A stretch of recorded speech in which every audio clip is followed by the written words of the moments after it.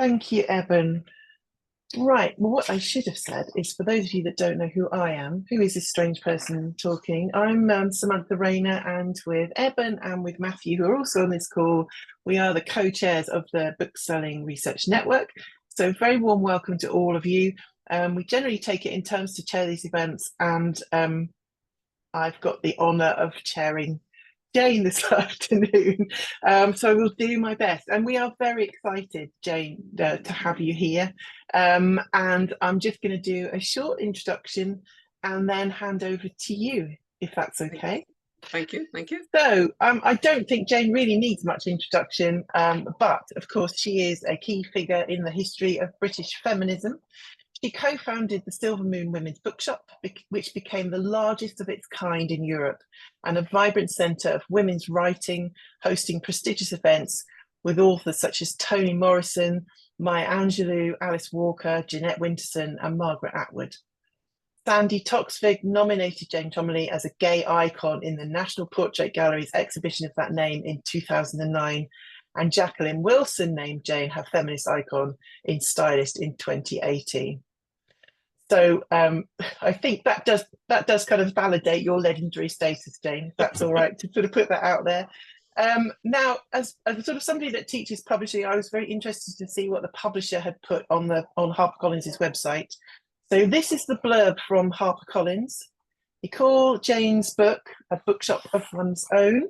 I'm sure you've all seen this, which is what Jane's going to talk to us about this afternoon. The captivating true story of an underdog business, a feminist bookshop founded in Thatcher's Britain from a woman at the heart of the women's liberation movement. So this book has already won prizes, an Independent and Stylist Best Non-Fiction Book for 2024.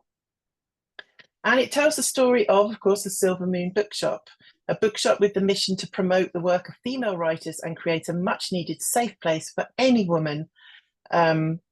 Founded in 1980s London against a backdrop of homophobia and misogyny, it was a testament to the power of community. And it did, as we've already said, hosted a constellation of literary stars. While contending with day-to-day struggles common to other booksellers, which is what I loved about the book. There was all that practical detail that I recognised from working in a bookshop myself about those struggles with various things. Plus the additional burdens of this misogyny and the occasional hate crime, Jane Cholmeley and her booksellers created a thriving business, but they also played a crucial and relatively unsung part in one of the biggest social movements of our time. So it's a book that it's got everything. It's got humour. Makes you very sad in places, makes you angry in places. It's got all the emotions in there, or as a much better reviewer than I said, Libby Purvis in the Times Literary Supplement, Cholmeley is an energising riot, which I love that, Jane. I think that's brilliant. Cholmeley is an energising riot full of humour and grit, and her story is well worth telling. It could also serve as a crisp primer in the nuts and bolts of business. Starting up, firefighting and budgeting, rivals, snags, heyday triumphs, and the way you reconcile yourself when times and markets change to the end. I just thought that summed it up for me perfectly. So Jane, I'd like to hand over to you now to start us off by telling us a bit more about the book and the history and whatever else you want to tell us. So thank you very much for joining us this afternoon. Thank you very much. I'm absolutely delighted to be with you. Yes, the energising riot went down extremely well with my family. They've been teasing me about it ever since. What I thought I'd do just to get things going is read the preface and the introduction from the book, and then we can sort of move on to chat and questions, and I hope lots and lots of people will have questions, because that way the conversation really flows. For the preface, I just chose two quotations which were the sort of high moment and a low moment of the shop.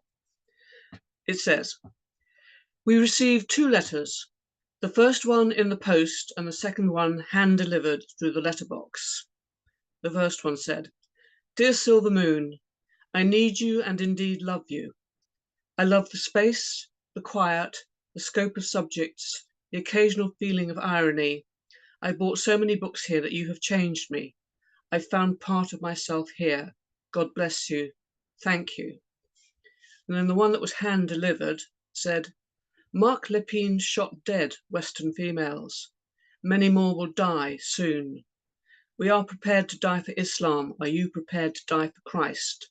Out of anarchy comes order. Welcome to the world of Silver Moon. The second letter we took to the police as a death threat.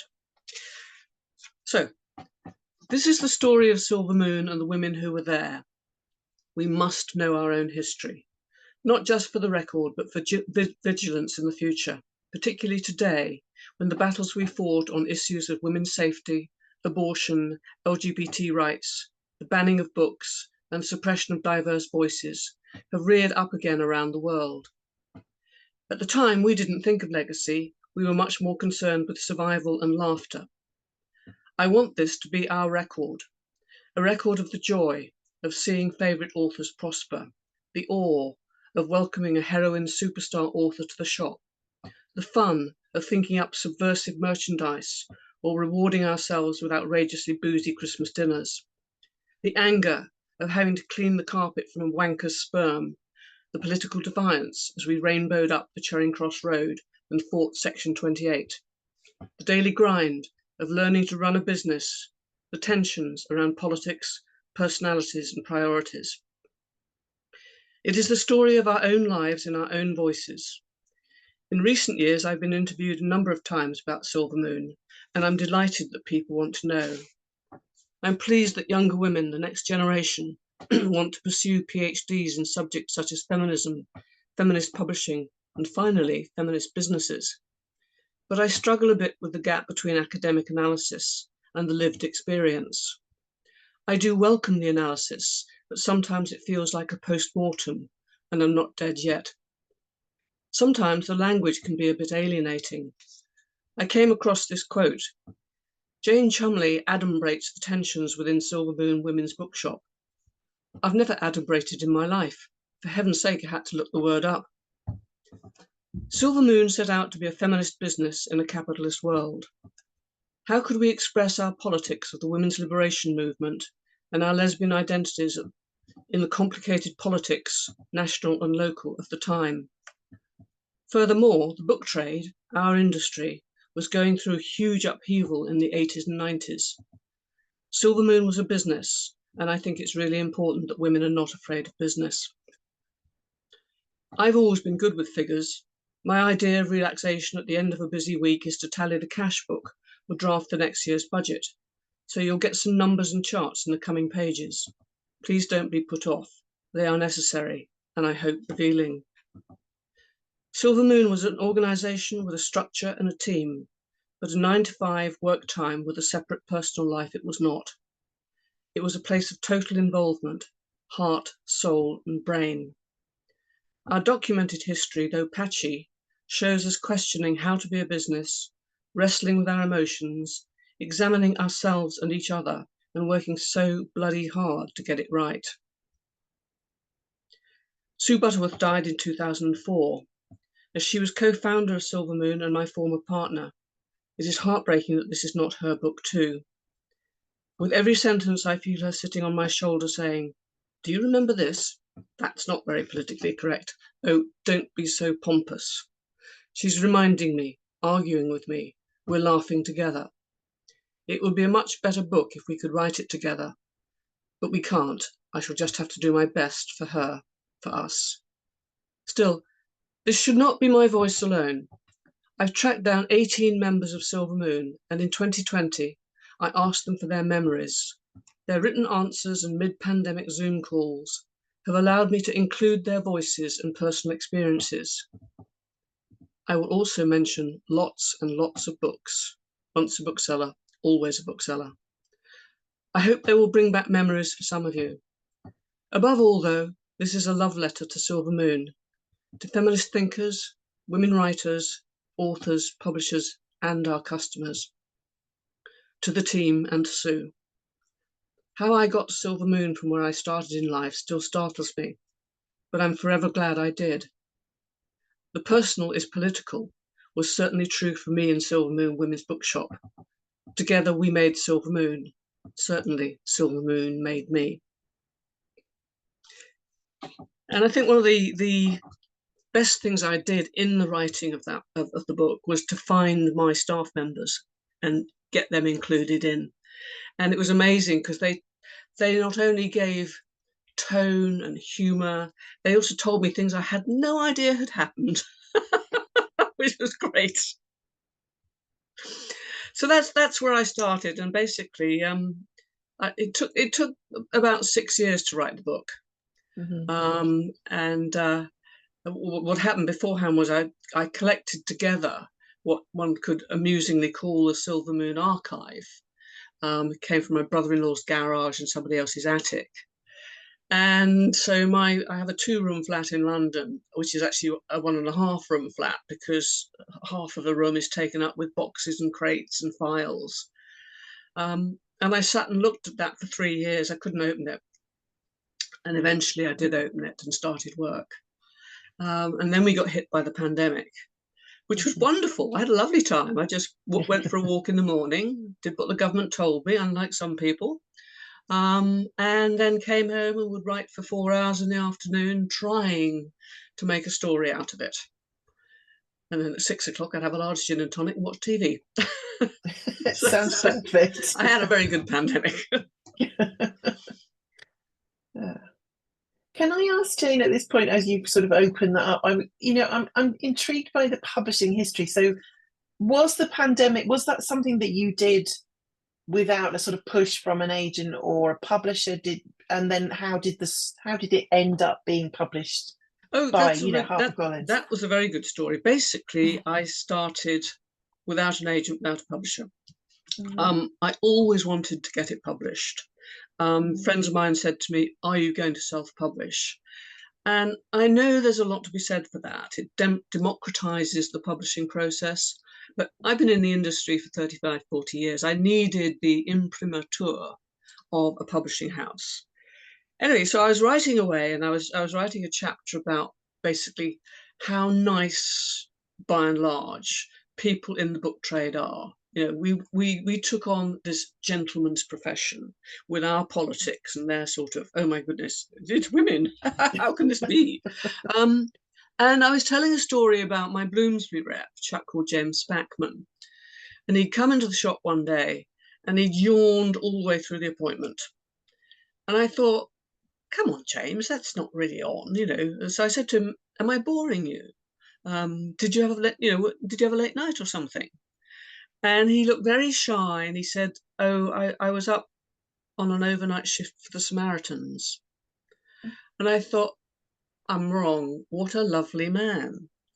Yes. And then I thought, I'd like to include this story, but there may be issues of confidentiality. So I dropped James a note and said, can I include this? And he came back and he said, yes, that's fine. Oh, and by the way, did you know I'm an agent now? And since then, I've been trying to ask myself, did I know or didn't I know? Anyway, I'm going to give myself the benefit of the doubt. And he said, when you've got something to show, I'd be thrilled to see it. And then it was a year later when I got to I think it was about my 6th draft. I'd gone from 147,000 words down to 110,000 words. Yep. And I thought, okay, this is now, it's lookable atable. So I sent it to James and he rang me up and said, shall we have lunch? And so I said, yes, we'll have lunch. So we went into Soho and bye, John, and had lunch, and it was very nice, and we chatted. And at the end of it, I said, does this mean that you're going to do this? And he gave me his business card with Jane's agent written on it. So that was really very sweet. Wow. Yeah. And then he put me to work for another year. Yeah. He made me rewrite. He suggested changes. He made me restructure. And after about a year of that, he went out and sold it for me. And the result is It's beautiful, and the cover is beautiful as well. I mean, did you have any input in the how it's, well, I do know this because you were just telling me about the title and the, how did Well, that happen? That was the interesting thing, because we went out to lunch with my editor, and now has an editor as well as an agent. And I thought I'd finished the book. By the end of lunch, she'd asked me to cut 10,000 words. She'd asked me to restructure the book, and she'd changed the title. I thought it was a bloody good idea she paid for the lunch. Basically, the title James sold the book on was Right On, W-R-I-T-E, Right On, Silver Moon, a feminist bookshop in Thatcherite-Britain. My rather feisty title was Right On, Smashing the Patriarchy One Book at a Time, which Anna didn't think was going to hit the market. And she said, what about a bookshop of one's own? And we went, oh, that is rather clever.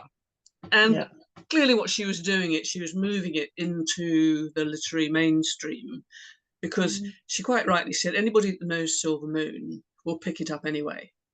But we also want people who don't know Silver Moon to pick it up, to expand the market. And they put Silver Moon on the cover. They did a fabulous job, really nice job of the cover. And I had a reasonable bit of input to that. Because, I mean, at first it said how a group of women tried to change the world. And I say, if you say tried, everybody said yes and failed. Yeah. So we changed it to set out to change the world. And the silver was great. So they really did a lovely job on the cover. They did. It is a very attractive book. Yeah. Any chance of a paperback coming out? Yes, paperback is due on February the 13th next year. So that's just about a year since the hardback. Yeah. Fantastic. Oh, and just signed for an American edition. Wow, congratulations. I know, and that's hilarious, because I had no anticipation whatsoever of an American edition, because it's a very British book. I mean, I know we had loads and loads and loads of American customers, but it's a very British book. Anyway, they offered it, and I heard nothing. You know how it is. Just forget about this. And they came back and said a company called Rowman and Littlefield are interested. And so we said, okay, that's lovely, and started to chat to them. And in the middle of the negotiation, Rowman and Littlefield were taken over by Bloomsbury. So I'm now a Bloomsbury author, which I think is hilarious.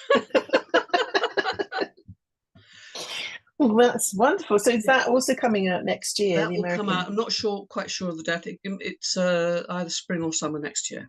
Yeah, that's fantastic. Oh, yeah. Well, it is an iconic bookshop. It was an iconic bookshop. So I suppose it's not surprising that there should be interest from across the pond. But that's great. If I can use chair's privilege to just ask one more question before I open it up to the floor. One of the things we are largely fascinated by is, as academics, some of us here, as well as sort of in booksellers, is how you capture the history of a bookshop when it is a business. There isn't time to sort of be consciously thinking, I must hang on to this. So how much did you find was still there? How much did you have to recreate from memory? How did that process happen? This was absolutely fascinating, and I'm a historian by degree, and so this was, I mean, it was the making of the record. I mean, this is the bit that absolutely fascinates me. And it's not for nothing that Sheila Rowbottom's first book was called Hidden from History. When we set out on the Charing Cross Road and the late Dale Spender opened the bookshop, she said, this is the second feminist bookshop on the Charing Cross Road. And I went, what? I didn't know. And so it's one of the key important things in my life to put the record down. Yes, of course, when we were doing it, we had no idea. And we might take a photo of a famous author. We were dreadful. We didn't have any notion of legacy. I mean, I've got loads of photographs, but they're all just, I don't know, bad window displays as opposed to the good ones or the significant people who came to see us. As far as the written record was concerned, we had largely speaking, what I had kept, which was the financials, and what Sue had kept, which was staff stuff. And that gave us a place to start. And Yes. oh God, we must have thrown away so much. And it grieves me enormously. And when I think about other bookshops, I mean, what's happened to the Sisterite record? I Yes. want to know. Yeah. And I think one of these things, I speculate here, is, we ended up as a company with 2 owners and staff, and responsibilities, liabilities, that you have to keep financial records for 7 years, for example. If you have a collective, who gets the carrier bag to take the stuff home, and will they keep it? And it grieves me so much to think, where's all this stuff gone? Where is it now? Certainly some of it's gone to the LSE. I mean, the Only Women Press archive is at the LSE. But there is, and the Virago archive is at the British Library. But where's the bookshop archives? Yeah. You're too busy at the time to do it, and then when you stop doing it, you think, shit, where's it all gone? Yes. and memory. I mean, one of the fascinating things, the most wonderful thing, was when Sue, Jane Anger, and I started between basically 82, 83, and 84 in the planning years. We kept notebooks, and right, that's my notebook. One of them doesn't say anything useful or interesting, but in it there are agendas for the next meeting, thoughts about what's just happened at a meeting, who's going to do what. It's absolute primary gold dust, and I've got 3 of them, and that formed, I guess, 25% of the book, just taking those notebooks and the memory that they brought up from that. So that was astoundingly good source material. But I suppose today, we wouldn't even necessarily write things down in a notebook. You'd have a computer, perhaps you'd put, it's all on emails and things, which is at more risk, I suppose, of disappearing. So at least you've got the notebooks. Yes, I'm still very much a pen and paper person. Good. I mean, just as well you are. This book, 8 drafts to it, every single one was handwritten and then typed. Wow. It was a labour. Yeah. Yes, I can imagine. All right, well, I've hogged you with questions for long enough. I'm sure other people have got things they're dying to ask you, Jane. So can I open this to the floor now? Your chance to ask Jane whatever you like.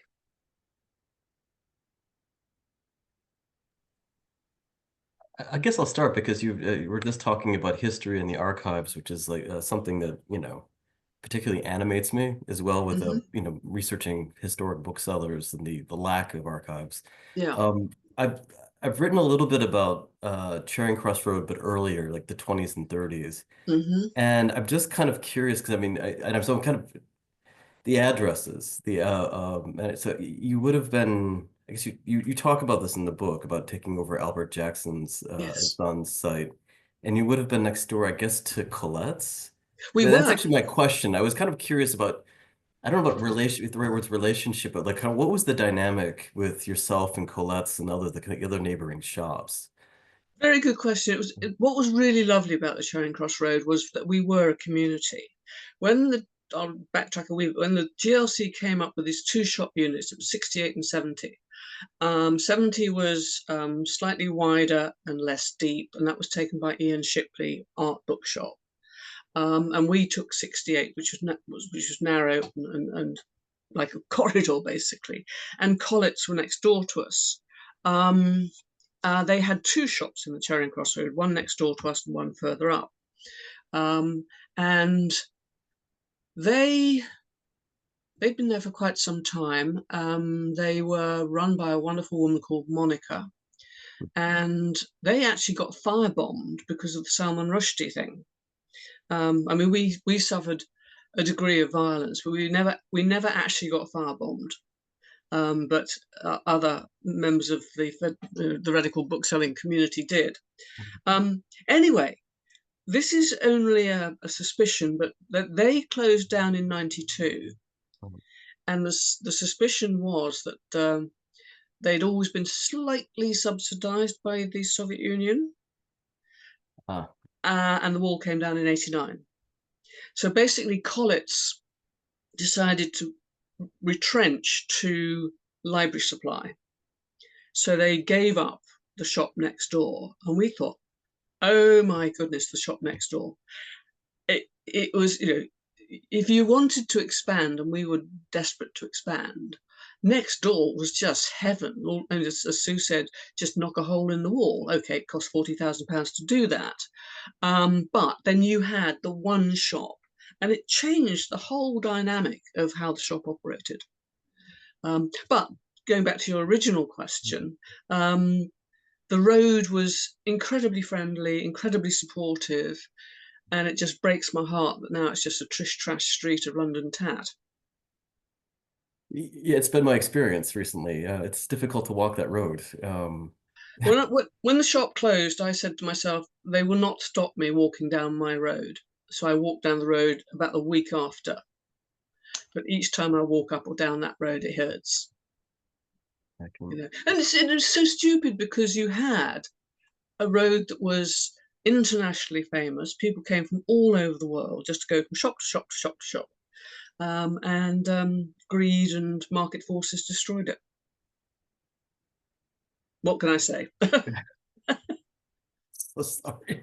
I didn't get quite, I just have a real quick follow-up. I'll let other people ask. I didn't quite get through the whole book yet. I'm working on it. Sure. But in terms of the shop closure, and this is more of a speculative question, do you think kind of like in today's bookselling environment where shops almost out of necessity have to have an online kind of aspect to them in some way, shape, or form, do you think that you may have been able to stay open if you had that, the affordances of that, or has it ever crossed your mind, or not really? Oh, it did. Well, you'll find when you get to the last chapter, we did investigate online, and we designed a website, and Sue and I weren't very technical, but we did go into this.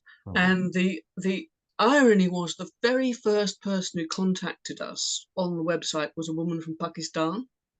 I mean, think of the outreach of that. But back then, the website, and people were uncertain as to whether credit cards were safe. There was a lot of debate about whether an online presence would cannibalize a terrestrial presence. And of course, we've seen that happen.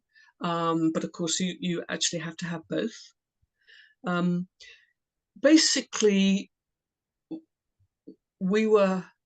it was the wrong time, and we didn't have quite enough time and money to see that investment through.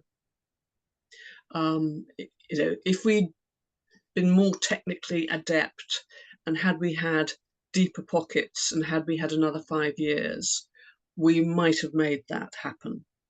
And of course, it would have been wonderful, because if you're a specialized bookshop, the world is your market. I mean, we found that with our mail order, which was very expensive to run.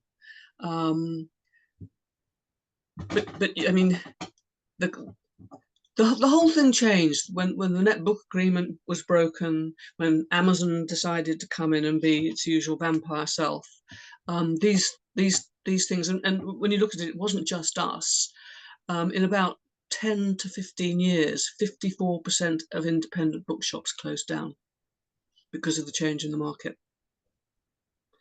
So it was a bit of a horror story all around. Yeah, it was. Well, thank you for answering. I won't take up any more time. Thank you. Thank you very much. Thank you, Matthew. Thank you, Jane. I could jump in and just finish that off. I mean, I think that was the period I used to work for a smallish bookshop chain called Hammocks. Oh, yes. Which was a victim of all those takeovers, and then everything sort of disappeared. And that's partly why my question about archives comes from, because we're left with Waterstones. Waterstones really gobbled up Boticas, Hammocks, now Blackwoods. You know, we've lost not just independent bookshop histories, but actually those chains have just disappeared. It was fascinating because, you know, when we were around, there were like about 6 chains, and now there's just the one who owns everything. Yes. And the decimation of the indies, although there's been a slight uptick recently. But, you know, it's not just bookselling. You know, I mean, who'd want to be a travel agent these days? This is true. Who'd want to sell records on the high street? That industry is completely gone. Yes. There's so much, and online, and particularly the Amazon model of setting up, not making a profit for 20 years as you drive people out of business, and then they can come in and make a profit and not pay their bloody taxes. Yes, Jane, yes. That's a very... I bear a grudge. I am not a neutral observer to this particular phenomenon. I think you're in a sympathetic audience here as well. Maggie, your hand is up. Would you like to ask Jane a question? And then Claire, I can see. Jane, Hi, you've actually mentioned it just now, but the whole thing about doing mail order alongside the physical shop and what you know, what that meant to you as a group of people running a shop, how all that worked out, I'd be interested in. Oh, it was wonderful. Well, it was wonderful, and it was bloody hard work, and one had to be terribly, terribly careful to try and make sure it was cost effective. But it's very difficult to measure. I mean, you send out Silver Moon Quarterly, and at the peak of it, we were sending out 10,000 copies. Now, that doesn't mean to say you've got 10,000 readers. You've probably got 30,000 readers. Then the orders start to come back in, and there's an awful lot of putting books in parcels and lugging them to the post office. But you're sending them out to places like, you know, Aberdeen to Zennor. You're reaching out to people who either don't have a bookshop or wouldn't have a bookshop that would stock the sort of books that we were stock holding. And when you then start to get political in terms of lesbian books or books on child abuse or books on difficult subjects like that, you are a confidential source of important information. So that's that. And we had extraordinary communication with many of the women and men who used the mail order. And a member of staff was telling me the other day that I think it was just before we closed, and we'd announced our closure, and this parcel came in, and she thought it was an undelivered parcel and was sort of embarrassed because she thought she'd messed up and the parcel had come back. And she opened it up, and it was from a very regular customer in Vienna who sent us a huge parcel of beautiful chocolates for the mail order department and everybody in the shop as a thank you. And there was another one where, again, as we were closing, and unfortunately our landlords didn't let us run through to Christmas, which was really stupid of them. And we had some leftover wrapping paper from the Christmas before. And Bronya, who worked in the mail order department for one of our regular mail customers, she wrapped all his order in Christmas presents in Christmas paper so that it would be a nice surprise for him. So you had that sort of communication with the customers, and letters went backwards and forwards. So the mail order was both bloody hard work, pretty good for profit, and incredibly good for community. Does that make sense to you? Yes, thanks. Yeah. Which maybe the people doing online don't get in the same way. And also, and this is the thing about online, we were talking the other day about, if I use Amazon to look up things, and then I go to my local bookshop and say, can you get me this? And when I look up something, they say, on the basis of your previous research, search records, we recommend you this. And it's absolute rubbish. Whereas if you go into a bookshop, you'll get a bookseller who says, well, either, I always used to say to a customer, what was the last thing you read? And then try and make a match up. Or if that didn't work in one's little brain, you just sort of say, well, I love this. How about that? And you get real proper person-to-person recommendations and service. So online does not cut it for me. Thank you, Jane. Thank you, Maggie. That's a great question. We've got Claire next and then Rachel. Claire. Hi. I had two questions actually. One's a quickie, which is what was the other bookshop, feminist bookshop on Charing Cross Road? Because I remember going there and I was thinking I can't remember its name. There wasn't one. There was Sister Right in Islington. Yeah. And for a brief time there was Virago around in Covent Garden. Oh, okay. So I'm misremembering. There was First Out, which was a gay and lesbian cafe up the road. There was the wonderful ecological bookshop whose name I've forgotten. Collett's was a communist Russian bookshop, but there wasn't a specifically feminist bookshop. Okay, then I'm just misremembering. I must be remembering Upper Street. So my real question is about how the physical space, how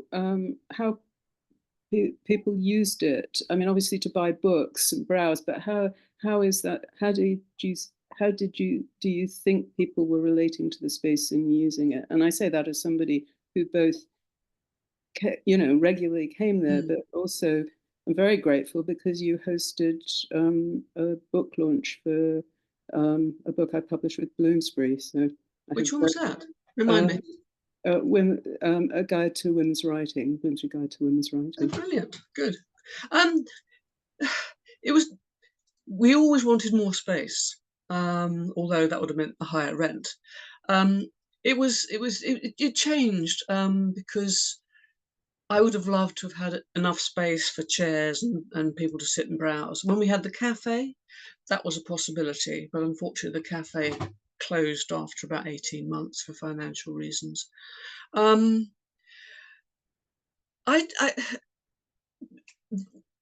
only way that people could sort of sit and read in the bookshop was if they found a kickstool and sat on that. We weren't able to provide much in the way of browsing because we were so small. In the original shop at 68, if you had two women each with a backpack, you couldn't get through. It was a bit better, when we had the downstairs and when we had the bigger shop in 64 to 66. I think the answer to that was we just let women get on with it. They would sit all over the floor. They would meet each other there. We provided a toilet. That was important, particularly during Pride. Someone would come down. We were more of a meeting place. Although I have to say the lesbian section downstairs did become quite a sort of party place at times. One of the nice things was one Saturday I was working and it was just after the Admiral Duncan bombing, and this very handsome police officer came in and said, "How are you doing after the recent trouble?" And I said, I think we're okay. And she said, I'll just check downstairs. 2.5 hours later, after gales of laughter coming from downstairs, they were obviously having a party downstairs, and I was sat there at my desk. I couldn't join in. But no, we could have really done with more space. I wish we had, sofas, more coffee, all of that sort of stuff. Thank you. Sounds like you still managed to pack a lot in, though, Jane, even without the sofas and the cafe restaurants. Rachel. Unmute myself. Yes. Hello, Jane.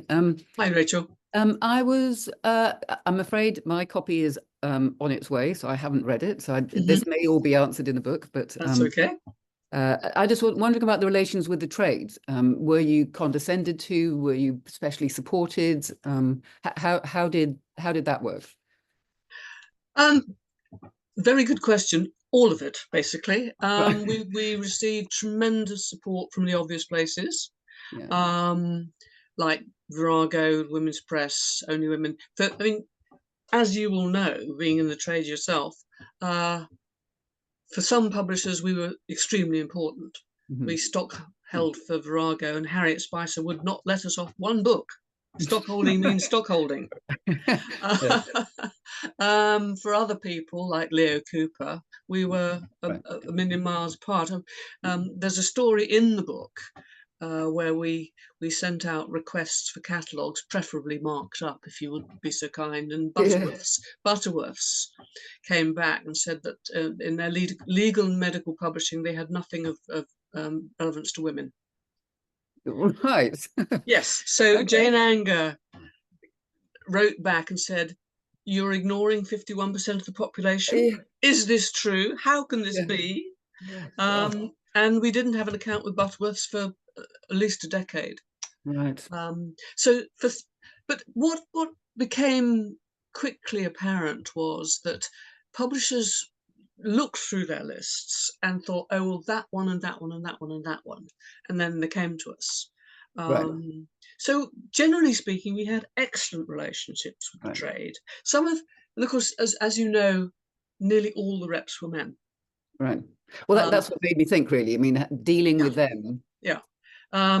I mean, because, you know, as we full well know, a woman can't carry a heavy bag full of books. No, or drive a car or anything. No, or anything like that. I mean, at one point when Virago were part of Chateau Bodleyhead and Cape, they had a male rep, and he was diligent. He was nice and he was diligent. But when we got a female rep, oh, that was much more fun. She just came in and the sunshine came in with her. Yeah. But mostly they were thoroughly professional and very nice. And we learned from each other. You know, we learned about the trade from them, and they learned about, you know, occasionally you have someone come in and sort of try and sell you a ludicrously inappropriate book.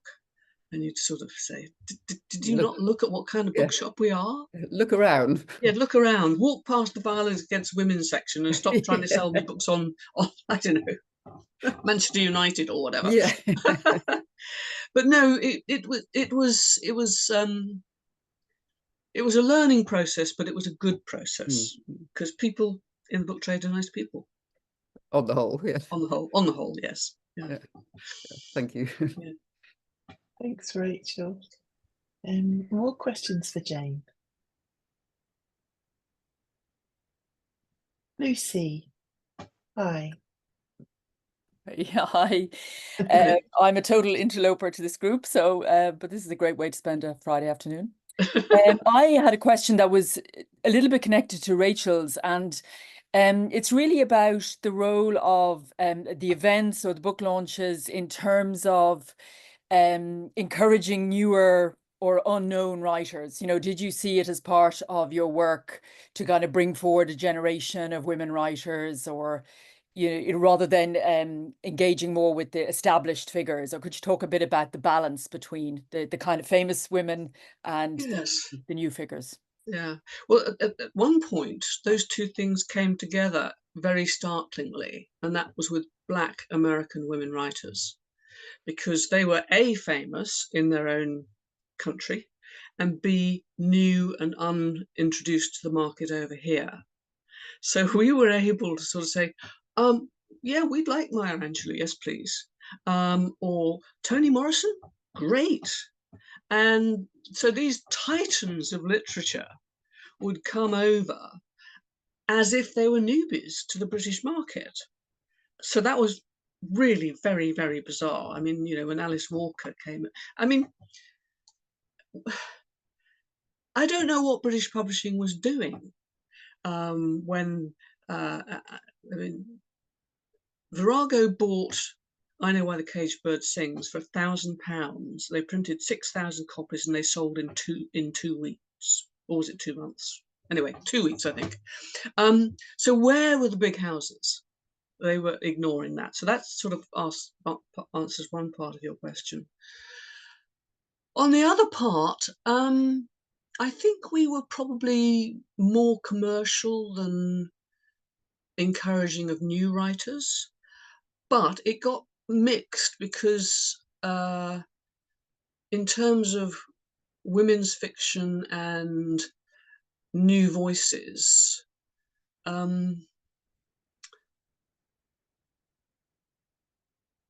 I'm losing myself here, but we had 32 seats to fill, and if we believed in a book, then we did it.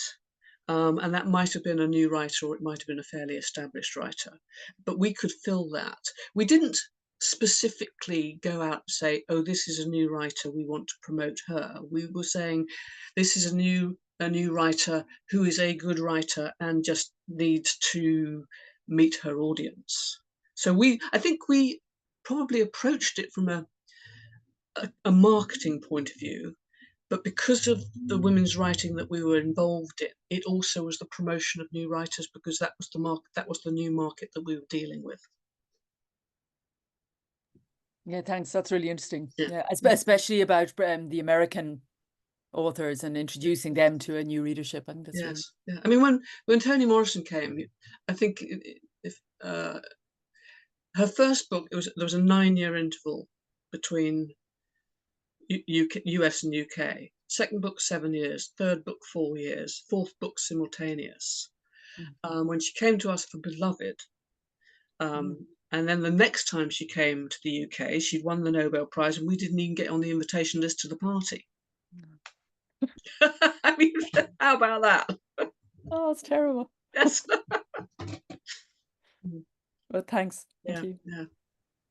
Yeah, because that's quite a sobering reflection of how publishing works, isn't it? And Ros Delannoy said that when they published The Colour Purple, it got 1 review in the UK. Just 1. Wow. And then Spielberg made a film.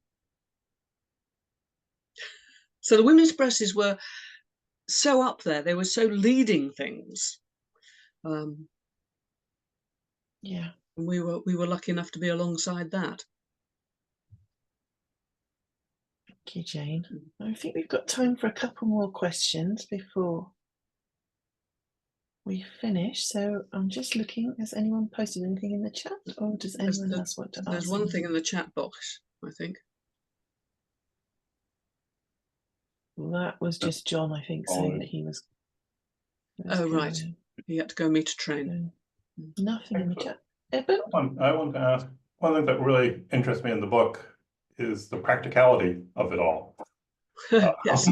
Particularly, there was 3 of you opening up this bookstore, and at the opening, you have very creative ways of trying to run the business. So everyone's going to take turns cleaning the toilet and that sort of thing, which didn't seem not to have worked out in the longer term. You seem very quickly develop more practical reactions to all this stuff.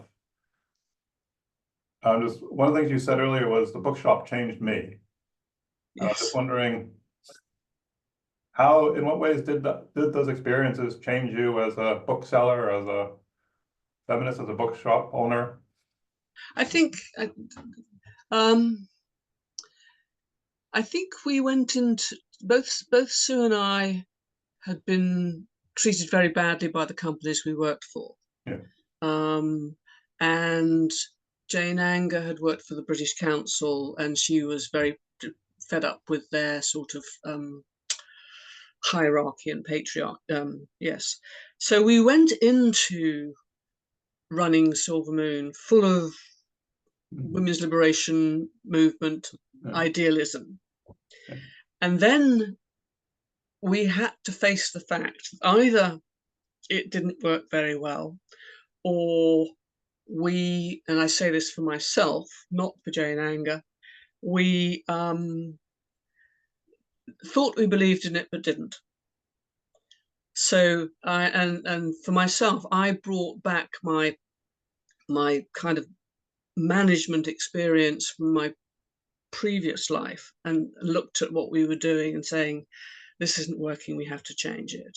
I mean, the job rotation was the interesting thing, because it was a sort of part of the women's liberation credo that you shared the job, everybody taught each other everything, and that way women were empowered. If you've got 3.5 people and you're losing half a day or 1 day a fortnight to job handover. That is a ridiculous strain to put on a new business. And actually, when we got round to asking the question, everybody said, do you know what? I hate this. So we pulled the plug on job rotation quite quickly. Equal pay, that took a great deal longer. I think that wasn't until maybe 10 years later. But we gave bonuses as much as we could. So we paid minimum wage, London waiting, but paid bonuses as much as we could. Collective working, again, it's a great idea if you've got time. And you don't have time because you're a customer-facing business.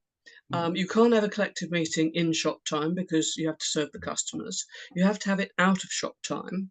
So what day of the week are you going to have it?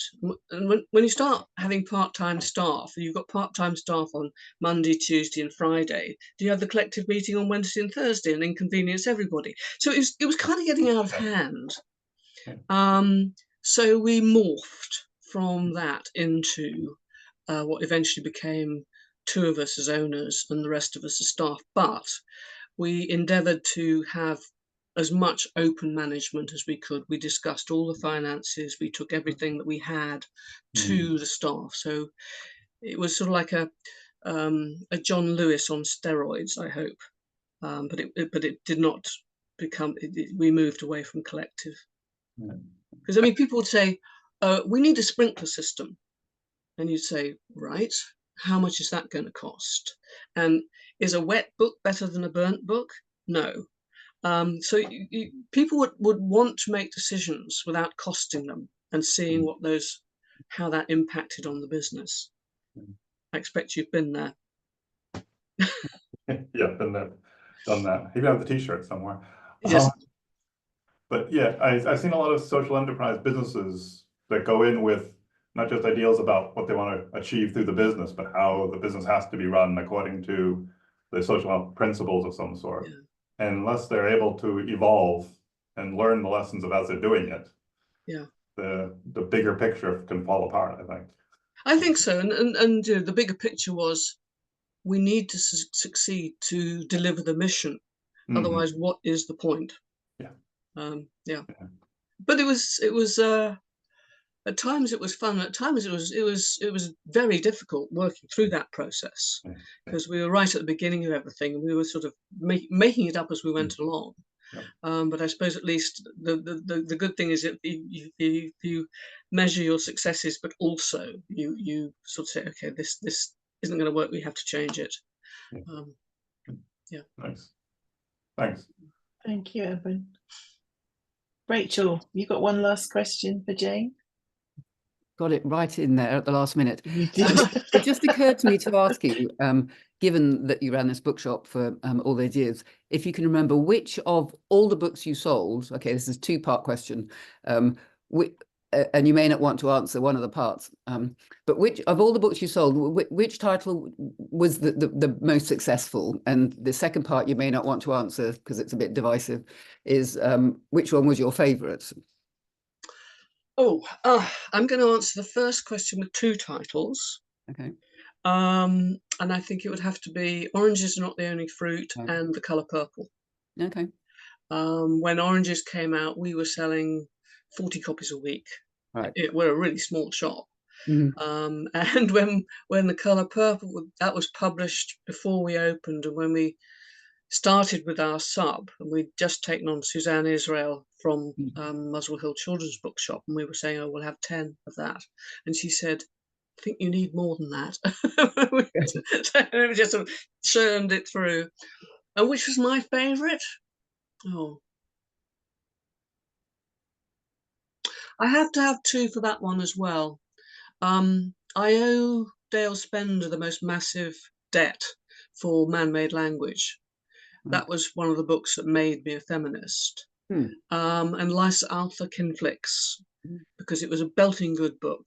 And it was, clever and witty and complicated. And it got her on the cover of Time magazine. And it's always been one of my best books forever. Right. Fascinating. Thank you. That If was you a ask me the same great question next question. week, the answer is different.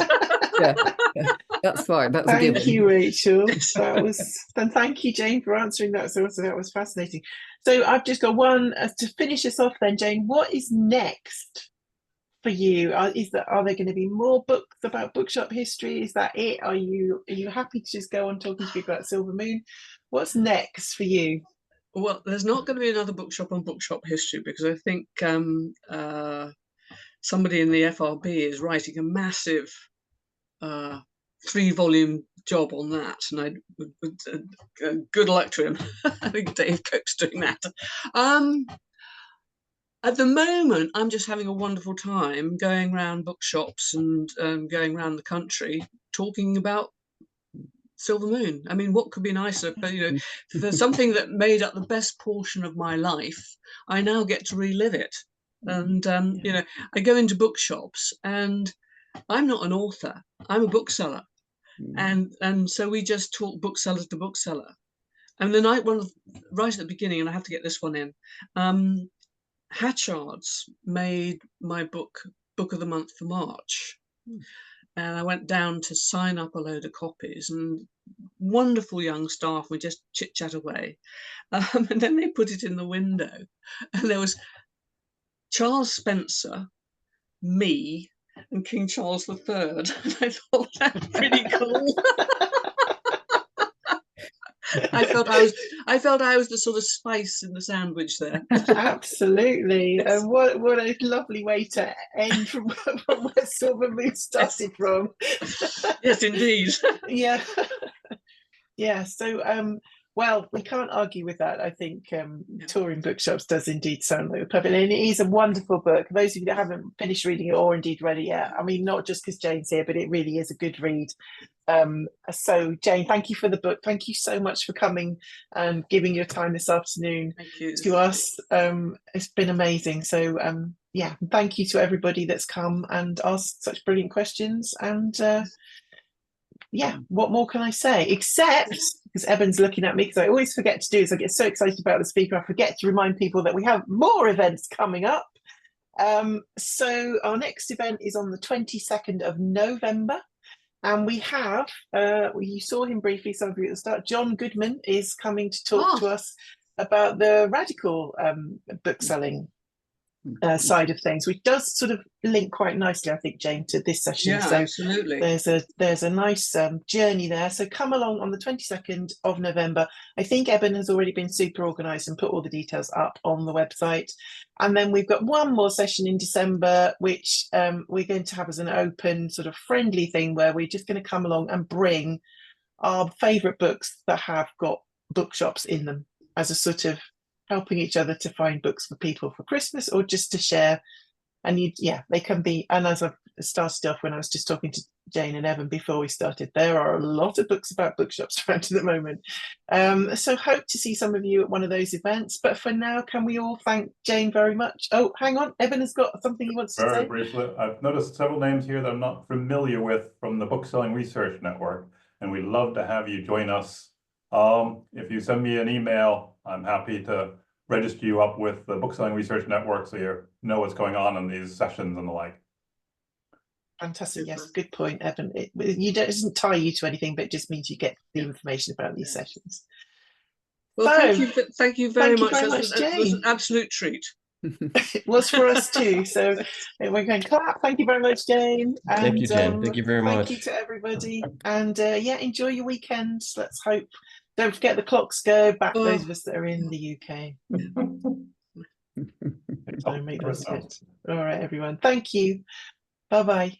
Bye. Thank you, everyone. Bye, Thank you, Jane.